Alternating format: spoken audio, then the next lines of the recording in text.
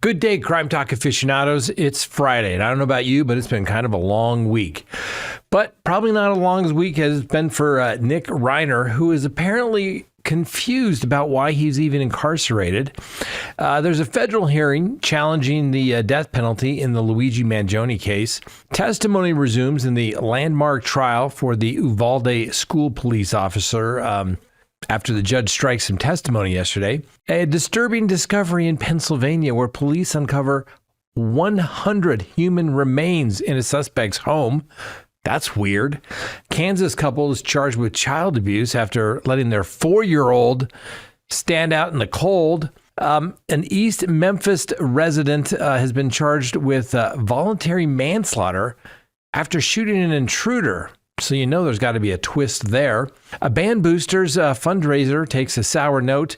We've got This Day in Legal History, our quote of the day, and our dumb criminal. Let's talk about it. All right, lawyer.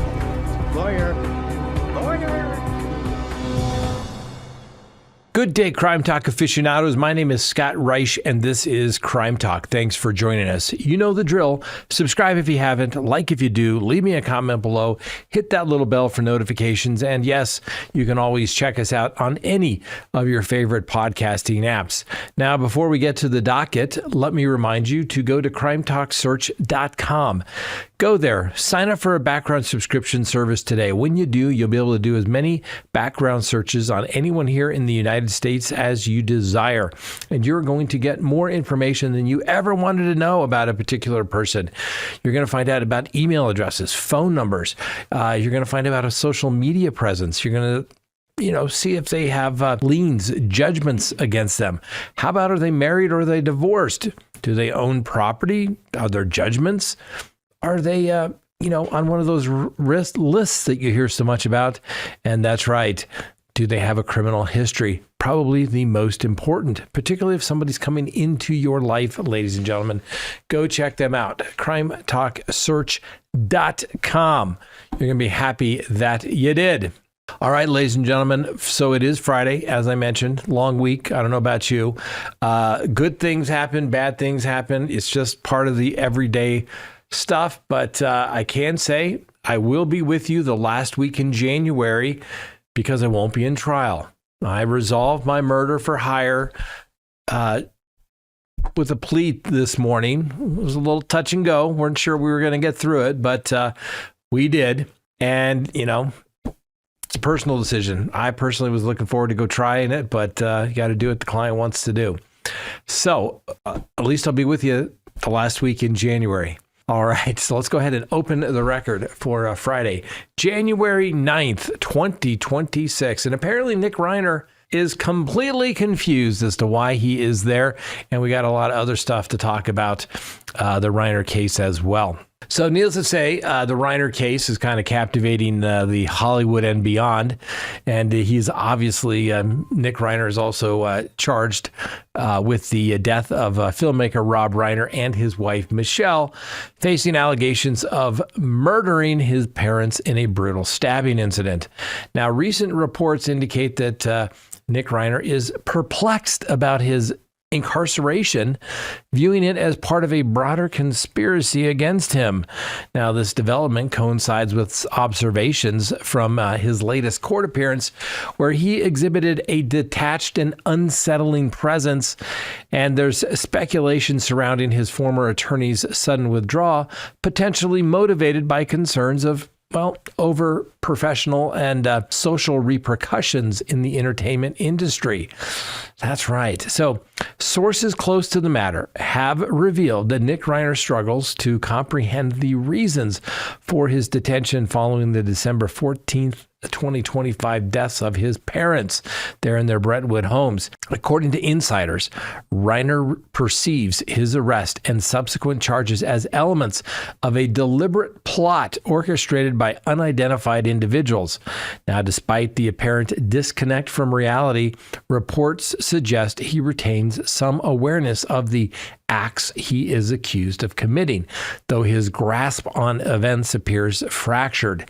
Now, this insight emerges amid broader details of Reiner's history, including a recent schizophrenia diagnosis and long-standing issues with substance abuse. Medical professionals had reportedly adjusted his medications in the weeks prior to the murders, which may have contributed to the erratic behavior. Now, the Los Angeles County Medical Examiner's Office confirmed that Rob Reiner and Michelle Reiner succumbed to multiple sharp force injuries, classifying the deaths as a homicide. Now, Reiner was arrested shortly after and charged with 2 counts of first-degree murder, including a special circumstance for multiple victims, potentially facing life imprisonment without the possibility of parole, and even capital punishment. So, during the hearing on January 7th at the Los Angeles Superior Court's Clara Shortridge Foltz Criminal Justice Center, Reiner made a brief appearance that left observers unsettled. Originally scheduled for an arraignment, the session was postponed after his attorney unexpectedly stepped down. And court sketches and eyewitness accounts depict Reiner with a freshly shaved head, a faint stubble, and hollowed eyes, a stark contrast from his disheveled looks at his earlier court appearance on December 17th. Now, reporters present noted that Reiner's demeanor appeared to be robotic and impassive. He spoke only once, affirming his consent to the change in counsel with a flat, "Yeah, I agree with that." No signs of anxiety, remorse, or acknowledgement of the gravity of the situation were evident. One journalist described a fleeting, incongruous smile that crossed his face during a moment of downtime, evoking a sense of unease in the packed courtroom. His posture was slumped, and his gaze wandered vacantly over the attendees, amplifying the perception of detachment. Now, the absence of family members, including siblings, Romy and Jake Reiner, were notable, and Romy, who discovered her father's body and later learned of her mother's death, has not publicly commented on the proceedings. Reiner, shackled in jail attire, was removed from suicide watch just prior to the hearing, and though his puffy features raised questions about possible ongoing medication effects. Now, what about Alan Jackson, right? Now, the hearing's most surprising turn was that the high-profile defense attorney Alan Jackson announced that he had no choice but to withdraw from the case. Now, Jackson, known for representing figures like Harvey Weinstein and Kevin Spacey, had been retained swiftly after Reiner's arrest, reportedly at the recommendation of family legal advisors. He has since been replaced by the Los Angeles County Deputy Public Defender, a woman by the name of Kimberly Green, an experienced attorney in handling homicide cases, and the arraignment was rescheduled for February 23rd, so next month. Now, Jackson's exit has fueled speculation about underlying motives. Legal experts suggest that continuing the defense could have jeopardized his standing in the Hollywood circles, where Rob and Michelle Reiner were revered. Now, defending their accused killer might position Jackson as an adversary to industry elites, potentially leading to professional isolation. One analyst noted that aggressive cross-examination of potential witnesses, such as comedian Conan O'Brien, whose holiday party preceded the murders and involved a heated argument between Nick and Rob, could alienate powerful figures. Now, those reports indicate guests at the events considered involving police, but O'Brien reportedly declined to call the police. Now, insiders persist that Jackson's prioritized his reputation over financial incentives, avoiding the risk of being sidelined from the elite roster of attorneys favored by celebrities. While some attribute the withdrawal to a high fee structure or undisclosed conflicts, Jackson's post-hearing statement emphasized his belief in Reiner's innocence under California law without elaborating on his departure. Now, certainly, it was a truthful statement when he said Nick Reiner is not guilty. Absolutely, he is not guilty. He is given the presumption of innocence. So that statement, you can go out boldly. You can say, my client, former client, is not guilty, and you're making an accurate statement.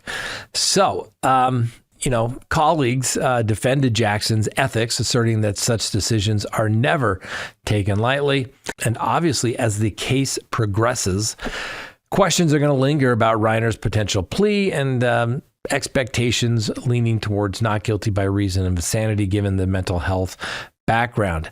Now, the prosecutors have not clarified whether they will seek the death penalty, and the investigation continues with no confirmed motives, though police ruled out intoxication at the time of the incident. Now, obviously, there's a lot of things going on in this particular case. You got mental health issues. You got family dynamics. The whole celebrity of the Reiners throws everything into the spotlight and greater scrutiny as well. Now, Nick Reiner obviously is going to remain in custody without bail at the Twin Towers Correctional Facility as the public awaits any further revelations that this case is going to bring, so to speak. Now, we talked about this yesterday. My own theory is that Reiner, former attorney now, Alan Jackson, jumped in, said, I'm here, I'm going to represent you, figuring the family was going to pay, and then they didn't. I think it had nothing to do with stigma in the community. And frankly, if you're worried about what people are going to think about you, being a criminal defense attorney, well, that's probably the last profession you want to be in. And, obviously, Alan Jackson was a prosecutor before he became a defense attorney. But listen, you take the heat no matter what you do. But you want to have all those big cases. You want to have the big retainers, and that's going to come at a consequence. So I think it had nothing to do with it. I think it came down to, like we always say, it's always about the money. And when they say it's not about the money, then you know it's really about the money. Maybe we'll find out someday. Maybe we won't. But, I'm sure the public defender, they're going to be filing a motion for a competency evaluation. If anything's been done, they're going to get releases to get that from Alan Jackson's team if anything was done over the holidays. So they may already be building the not guilty by insanity defense, or at least competency as well. Now, just because somebody looks, frail, hollowed, blank-eyed, staring in court, you just, sometimes that happens. See that lots of times in the court hearings, and particularly if there's mental health issues. If they're drug-induced, you never know. Medications, people aren't maybe getting their medications that they should be getting. You just never know. Remember, it doesn't really care what the doctors on the outside were prescribing. It only matters what the doctors on the inside are willing to give the inmates while they're in custody. Next in the docket, old Luigi Mangione, a hearing, try to get rid of the death penalty. What do we tell you about death penalty litigation, ladies and gentlemen? The attorneys are usually not going for innocence. They're going to get rid of the death penalty. And that's what's taking place in the Luigi Mangione case. So in a significant development in the high-profile prosecution of Luigi Mangione, the suspect accused of murdering United Health CEO Brian Thompson, a federal court in New York convened today to address motions that could shape the trial's trajectory. Now, Mangione's legal team is actively contesting the Justice Department's dispute of the death penalty, marking the first appearance in federal court since entering a not guilty plea to charges of murder and stalking back in April of 2025. Now, the hearing drew anticipation of anti-death penalty protests outside the courthouse, consistent with the public attention that Mangione's prior appearances have garnered as well. However, the courtroom itself remained sparsely attended, primarily only by journalists, legal professionals, and few members of the public. Now, Mangione entered shortly after the start time, restrained by leg shackles, but was had his hands unbound, dressed in a standard tan prison uniform. You remember in the state court, they wanted him dressed, to look sharp. Yeah, the feds don't play. Feds don't play. No, you're going to show up in your little garb because there's no cameras, I guess, is what most people say. But they're not going to dress people out for a motions hearing. Get for real. Anyway, he was greeted by his attorneys with a handshake before the proceedings began. Now, during the hearing, the presiding judge indicated that a trial date is unlikely to be set imminently, as it hinges on the resolution of the defense motion to dismiss 2 key counts against Mangione. Discussions also delved into evidence recovered from Mangione's backpack, which included a personal journal highlighting the ongoing debates over its admissibility. obviously some disputes as it relates to what is coming in. Central to the defense strategy is an effort to eliminate the murder by firearm charge, which is pivotal because it authorizes federal authorities to seek capital punishment. Additionally, the judge is evaluating whether items seized from Mangione's black backpack discovered during his arrest can be introduced as evidence. The backpack reportedly contained a pistol, a silencer, and a notebook, and other items that had become focal points to the federal and state murder trials. Mangione's attorneys contend that the police and their search of the backpack violated legal standards as it occurred without a warrant, and thus the evidence should be suppressed. The issue mirrors pretrial arguments in Mangione's parallel New York state murder case, where a ruling on the evidence admissibility is anticipated by May 18th. Further complicating the case, Mangione's defense has accused police of compromising the proceedings through sensationalized handling of the arrest and initial public appearances, and they describe the 2024 arrest process as akin to a highly orchestrated spectacle reminiscent of a blockbuster film, arguing that it prejudiced potential jurors. The team also criticized officials for publicly expressing intent to pursue execution prior to a formal indictment, claiming that this undermines due process. I mean, my God, isn't Luigi Mangione being a little dramatic? It's not like he was snatched in the middle of the night, transported to a boat offshore of Venezuela, and then transported and then flown to court via helicopter or anything like that for an infamous perp walk. I mean, come on. I mean, he did get a helicopter ride out of it, but that's what they do. I mean, let's get for real. Is that going to be enough to get rid of the death penalty? Well, maybe in New York, but not anywhere else in the country. We'll see. And anyway, in another line of argument, the defense highlighted potential conflict of interest involving Attorney General Pam Bondi. They point to her prior employment at Ballard Partners, a lobbying firm that has represented the parent company of United Healthcare, suggesting that this connection could bias the prosecution. Well, as the federal case progresses, these motions are obviously going to influence whether the death penalty remains as an option and how the evidence is going to be handled, potentially altering the course of one of the most scrutinized legal battles in recent years. As I told you before, based upon the state motions hearing, I believe that nothing will be suppressed, but we'll see what the judge does. You know, oftentimes judges don't always agree with me, but normally you can usually agree that the judge is going to find a way for the prosecution to keep their evidence intact. But maybe that's just the cynical defense attorney in me. Next on the docket, the Uvalde trial continues. Now, in the criminal trial of former Uvalde Consolidated Independent School District police officer Adrian Gonzalez, the testimony of a key prosecution witness, Stephanie Hale, a former Robb Elementary School teacher, has been stricken. That means excluded in its entirety by Judge Sid Harrell. Now, the ruling occurred following cross-examination that revealed substantial inconsistencies between Hale's trial testimony and her initial statements to investigators shortly after the 2022 shooting. Hale testified that she observed the gunman on the south side of the school, armed and firing in the direction of her classroom.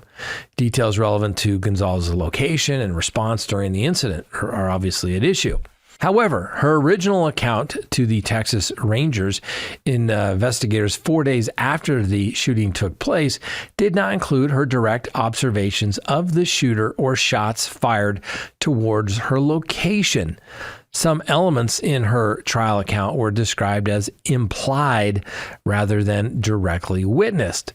Now, the defense argued that these discrepancies, combined with alleged failures by prosecutors to fully disclose some prior statements, compromised Gonzalez's right to a fair trial. So the judge denied the defense motion for a mistrial, but determined that striking Hale's entire testimony was necessary to preserve due process and avoid potential grounds for an appeal. He instructed the jury to disregard her testimony completely disregard, can't consider it in any way, while emphasizing that memory alterations are common in traumatic events and that Hale bore no fault. Now, this development removed significant prosecution evidence, but allowed the trial to proceed.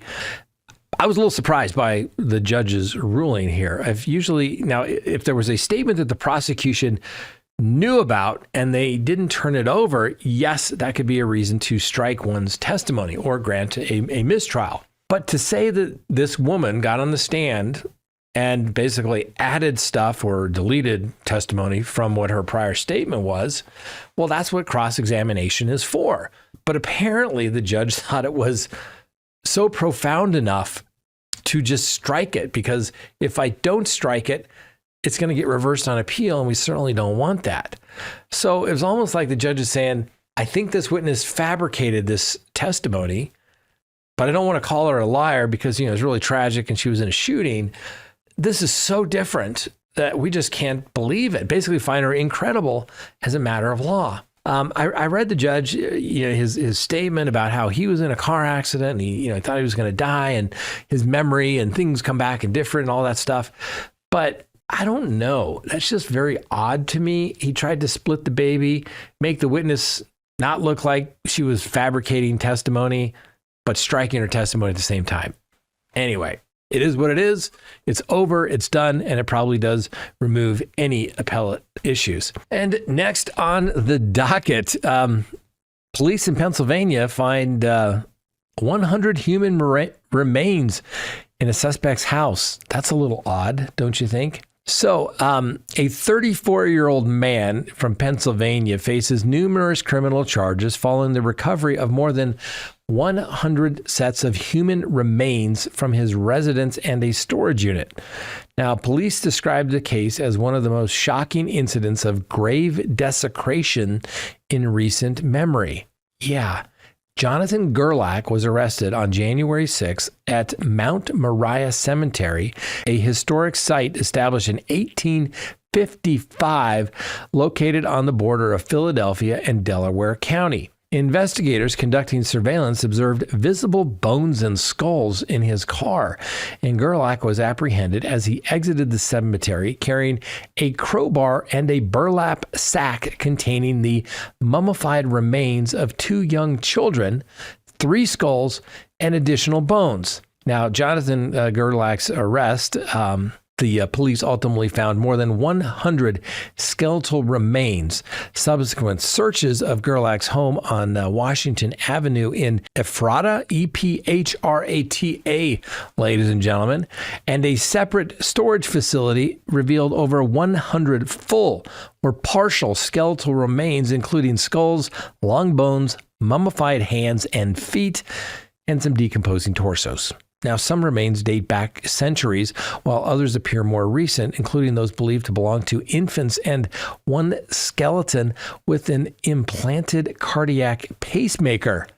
Well, the district attorney there, a guy by the name of Tanner Rouse, stated that the scene and the residence was profoundly disturbing, noting that the remains were stored in various conditions, some displayed on shelves, others assembled or suspended.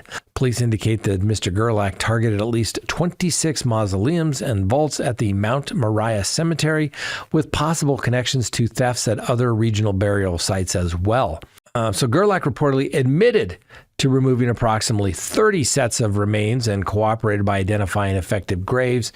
And investigators are also examining his association with an online group focused on trading human bones and skulls, where he was photographed holding a skull. Some reports suggest he acknowledged selling certain remains, though this aspect still under review. Anyway, Gerlach faces more than 500 charges, including 100 counts each of abuse of a corpse and receiving stolen property, alongside the multiple counts of burglary, criminal trespass, and desecration of venerated objects and historic burial places. He is currently being held on a $1 million bail, with a preliminary hearing scheduled for January 20th. Now, the police chief there described the investigation as among the most heartbreaking of his career, emphasizing the violation of the sanctity of rest for the deceased and the distress caused to potential families. Efforts continue to identify the remains and determine their origins, with police urging anyone with information to come forward. That's weird, ladies and gentlemen. That's weird. Mr. Gerlach, you're weird, okay? Maybe we should have a contestant, a slot every day for That's Weird Person of the Day, because Mr. Gerlach would win today. Next on the docket, some Parents of the Year contestants. I know the year's already starting, but we're getting contestants almost on a daily basis. Well, wait until you hear what these two did to their 4-year-old.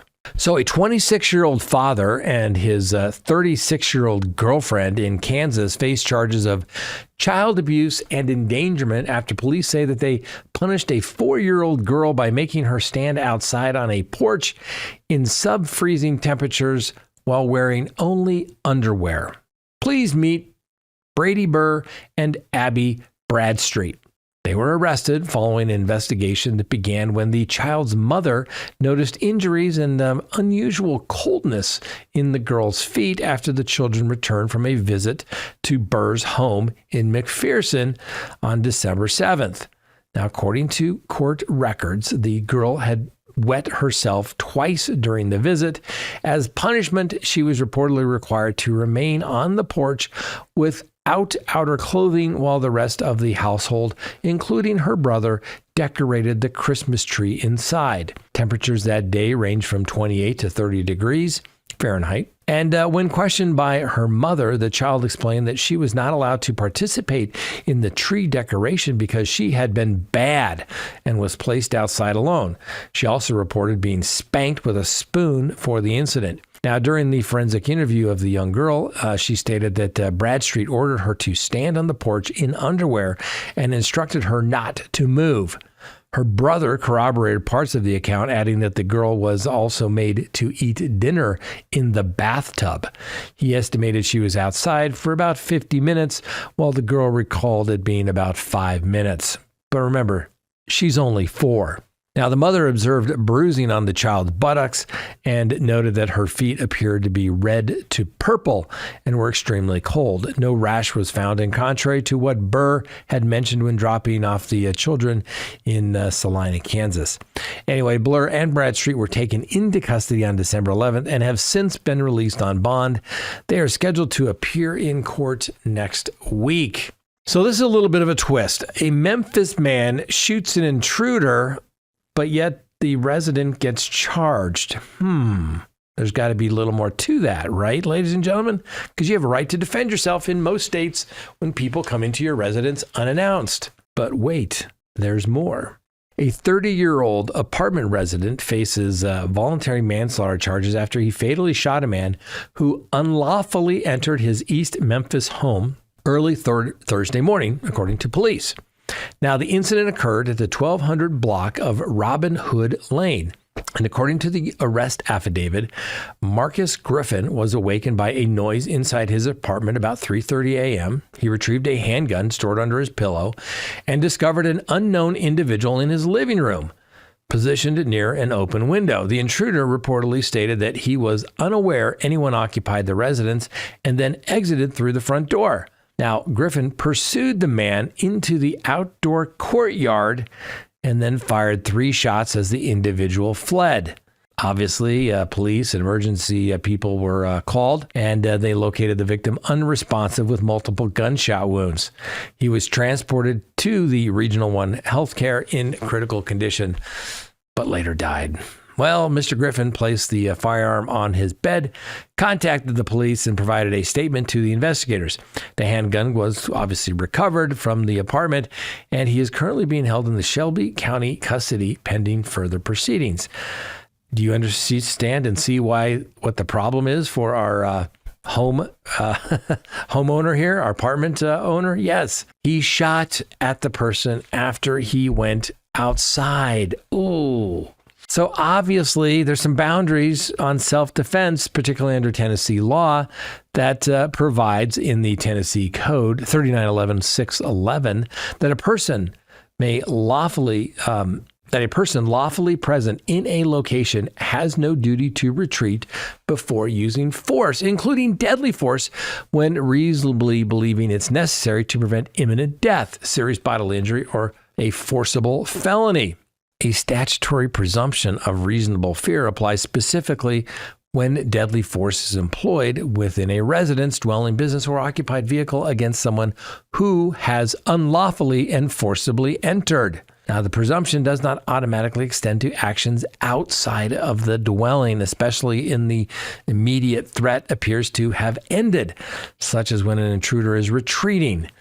So the legal application somewhat depends on the specific circumstances, and prosecutors may determine that force used after pursuit exceeds justified self-defense. Now, a neighbor who heard approximately 5 or 6 gunshots described the event as alarming, but expressed sympathy for the residents for their need to safeguard their homes, noting the importance of protecting personal property earned through their hard work. And the Memphis Police Department going to continue to investigate the matter, but no additional details have been released that have been released at this time. So, obviously, what did our homeowner do wrong? Well, he pursued the guy outside the door. What could he have done differently? Well, if he had shot the guy inside, no file, no go to jail, no being charged with manslaughter. But when he shoots him down in the courtyard, probably in the back is my guess, probably manslaughter, even though everyone kind of gets it. Like, the guy was breaking into your house. He was probably running to get more friends, right? That's why he had to shoot him. He was turning around. That's why he had to shoot him. Or better yet, shoot him in the courtyard, get your neighbors to help, drag him back inside, and clean up the mess outside. No, I'm just kidding, ladies and gentlemen. Just kidding. That was a joke, that last part. It was a joke. All right. I had a client once that I'd taken over from another attorney. And the guy was just crazy, and he was, whatever. And I remember talking to the attorney, and the attorney said, if I see that guy within a block of my house, I'm going to shoot him and drag him inside just so it's completely legal. So at least the attorney knew the law, right? At least he knew the law. Next in the docket, a band boosters fundraiser takes a sour note. That's right. A woman in Mississippi, in kind of a twist that even the most imaginative brass section couldn't have scripted, a former band booster has admitted to orchestrating a nearly $40,000 heist from the very students she was meant to help. Please meet Christina Thompson, once a trusted figure in the South Haven High School band program, pled guilty Thursday to embezzling funds intended for the young performers.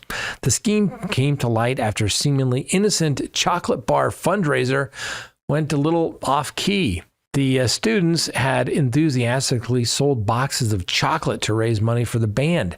Sales were strong, but when the supplier later inquired about an outstanding balance, alarm bells began to ring. Fellow boosters launched their own investigation, uncovered discrepancies, and promptly alerted the South Haven police. Perhaps the most jarring detail emerged from Thompson's booking photo. Look at that wide, little, unmistakable smile. That's right.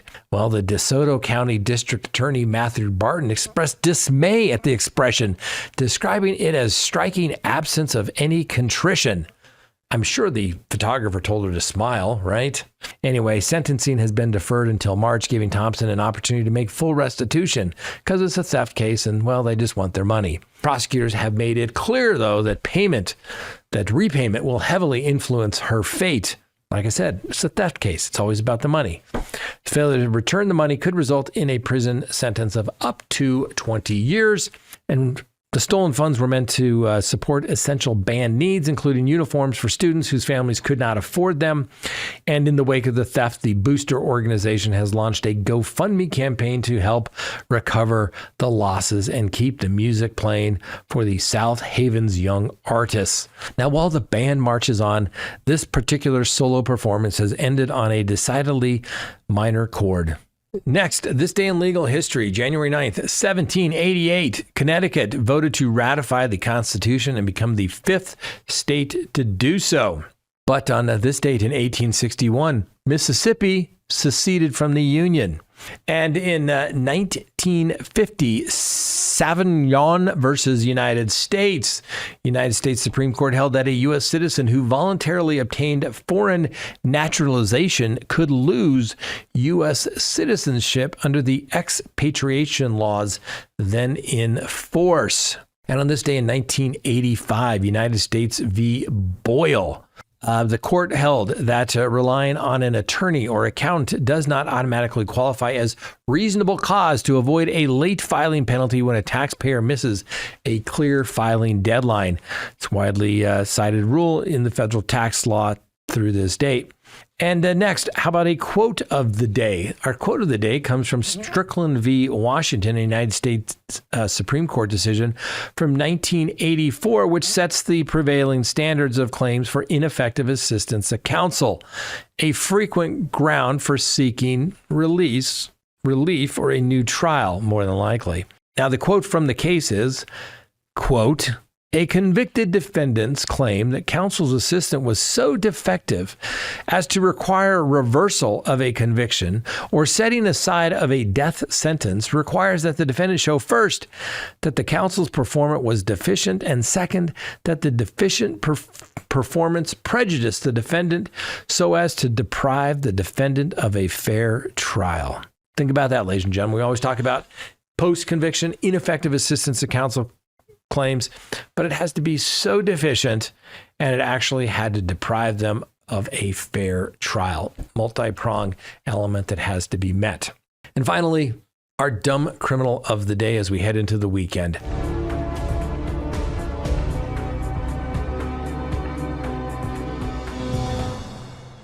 In what police are calling a spectacularly poor navigational choice, a 23-year-old driver rang in the new year by steering his Mercedes-Benz the wrong way down the freeway, culminating in a head-on collision with a sheriff's deputy who had positioned his cruiser to stop the runaway vehicle.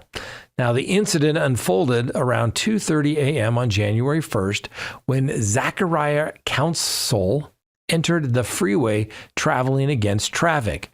For nearly 2 miles, he continued in the wrong direction at an estimated 30 to 45 miles per hour, deftly avoiding other motorists before the deputy's interceptive maneuver brought the journey to an abrupt halt. Now, remarkably, the deputy emerged unscathed and promptly approached the heavily damaged luxury sedan. According to the criminal complaint filed this week, counsel readily volunteered 2 key details to investigators. 1, he had consumed, quote, a lot, end quote, of alcohol, and his intended destination was a gentleman's club on 3rd Street. When asked his whereabouts, counsel confirmed he knew he was on the freeway, though the finer points of geography appeared to elude him.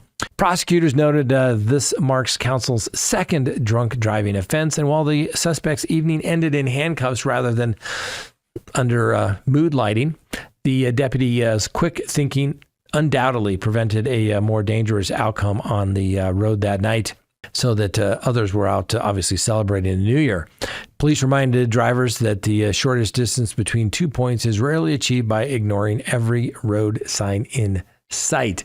So, Mr. Counsel, you are a dumb criminal of the day for your actions on New Year's Eve, being, quote, drunk, consuming a lot, and driving the wrong way down the road. You're lucky you didn't kill somebody and go to prison for vehicular homicide. All right, ladies and gentlemen, that's all we have for you today and for the rest of the week. We hope you have a wonderful weekend. Thanks for watching. We appreciate you. And remember, the Constitution matters.